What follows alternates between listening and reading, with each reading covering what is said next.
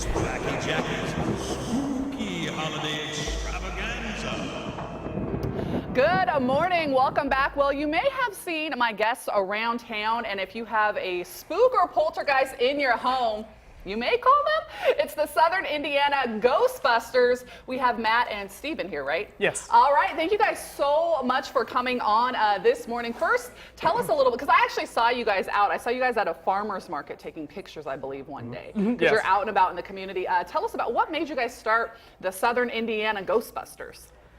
Well, he's been a fan since he was a kid, and so Yeah. have I. Grew up watching the movie, watching the cartoon series, and collected all the toys. And then we just upgraded our toys. Yeah, we started building props probably about 2002, 2003. Okay. And there's a fan community online. It was real small at the time. They had a lot of instructions on how to build those props.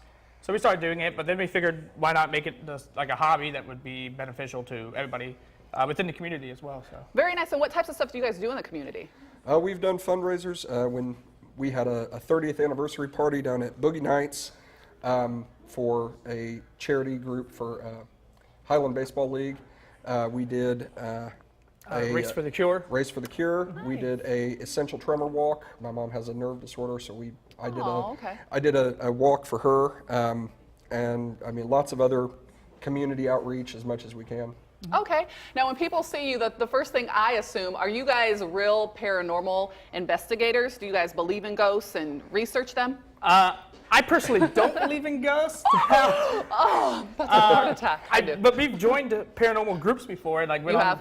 investigation. Matter of fact, you're going to Waverly Hills on the 23rd. Going to Waverly Hills on the 23rd. I went there last year. You're going to love it. It's so spooky. It looks like a movie. Like you go drive through a like wooded forest, a gate opens, and it's huge. Well, we're going with some friends, and I'm. Oh. Do you want to talk about the chair now, or? Oh yeah, well, Well, sure. because go that's where ahead. it came from. Yeah, Waverly. The chair came from. Oh, okay. So a haunted wheelchair. So I actually had a wheelchair that I bought off of Craigslist, and there's my daughter. I was wondering. I was like, whose kid is that in a haunted wheelchair? She loved it. The story was that the guy I bought it from, he had actually acquired it from an older gentleman. When the hospital closed in the 50s or 60s, what had happened was that there was a lot of looting, lots of break-ins, Yeah. and which is why they closed it up, put the big fence around it and basically said no trespassing.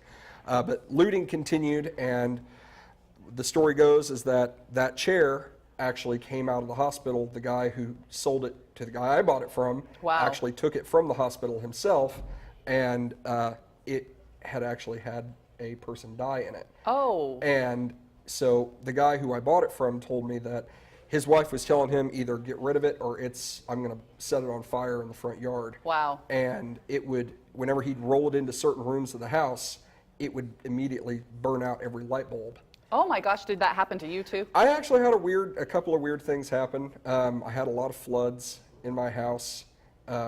Creepy. Yeah, I had a lot of weird electrical disturbances. I had to change a lot of light bulbs, not as many as he said, but I had a lot more water damage. Oh wow, and you got rid of the chair though? Yeah, I had to sell it. Okay. We ran out of space, so Oh, okay. I downsized my weird antique collection. All right, well thank you guys for coming on. Hopefully we'll see you guys out and about in the community. Good luck at the Waverly place. You're gonna have so much you. fun there. I had a blast. We have changes coming up in your forecast. I'll have that 7-day coming up in